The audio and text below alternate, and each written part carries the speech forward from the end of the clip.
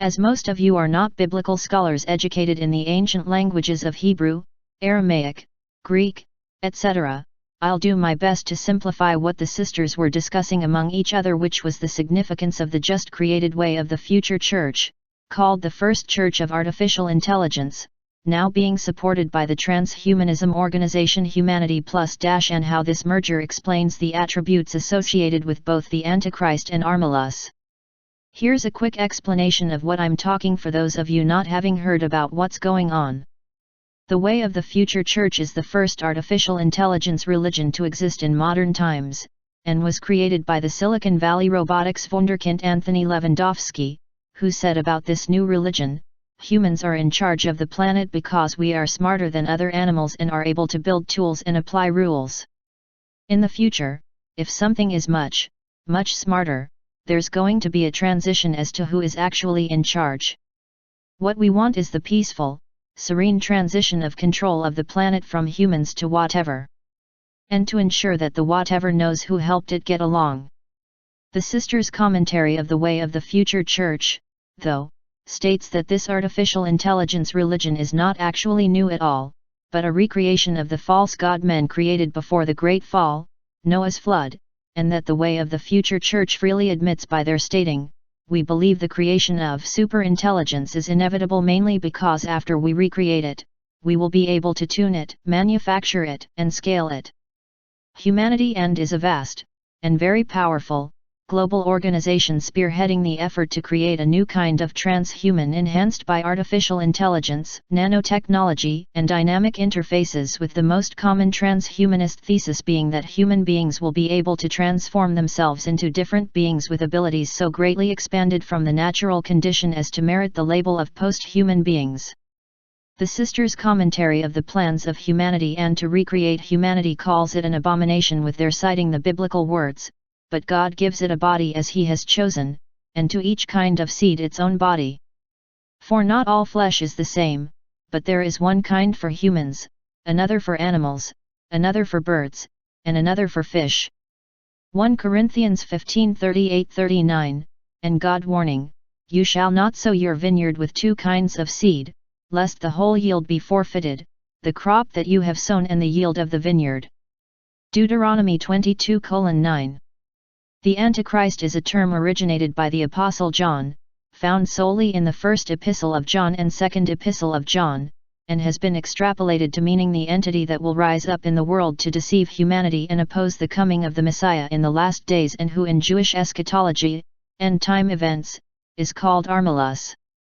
The sisters' commentary on the Antichrist and Armilus devotes nearly all of its words to the latter, as the Antichrist has only 5 mentions in the Bible, all in the New Testament, while Armilus is referenced/noted hundreds of times in the Zohar, which is the 900-year-long collection of commentaries on the Torah, Old Testament, that contains all of the spiritual states that people experience as their souls evolve, with the end of the process being the souls achieving what Kabbalah refers to as the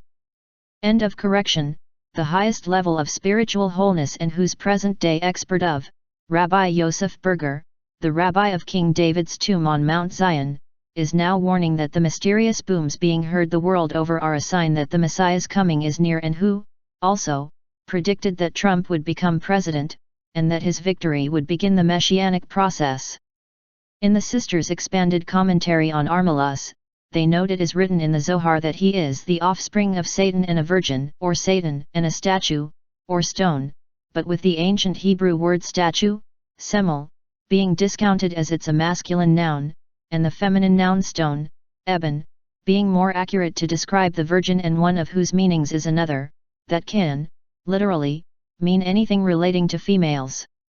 The sisters explain that with Armilus coming into existence via a virgin conception, never having occurred before, initiated by the prince of the air Satan, an empirical belief that Armilus will be the first artificially enhanced transhuman having godlike powers cannot be ruled out, especially with written accounts saying Armilus, like the Antichrist, will be worshipped the world over, and which can only be attributable to his godlike powers, as his physical body is an unnatural abomination,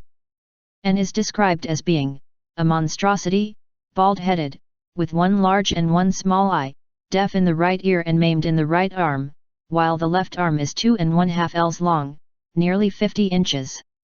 If any of you reading this want to believe that none of this could possibly ever come true, well, and I'm very sorry to say, you're not living in reality, and it's not just me saying this, it's some of the greatest minds our world has ever known, including physicist Stephen Hawking, who is now warning that artificial intelligence could be the worst event in the history of civilization, and billionaire inventor genius Elon Musk, likewise, warning that artificial intelligence now poses a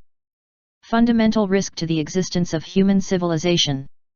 With these warnings being shouted to anyone who can hear, though, and barely a handful of you know this, you are living in logical fallacy world called affirming the consequent created by the mass media that has distorted all true meaning, and that makes the logically absurd sound reasonably logical for anybody who does not want to bother with considering if it is logical at all, such as, you just said you beat that woman you were racing against, so you admit you beat women. Or Trump said there were good people marching, some of those marching were Nazis, Trump supports all Nazis. I guess my bottom line here, folks, is this: every day I watch the sisters work to keep you as informed as possible about the true things that are happening in our world that directly affect you, your families and your loved ones, while at the same time, the mainstream media does everything in its power to deceive as many people as they possibly can, but with very few of you even realizing that by failing to help us and those like us, pretty soon all you'll up with is lies being told to you.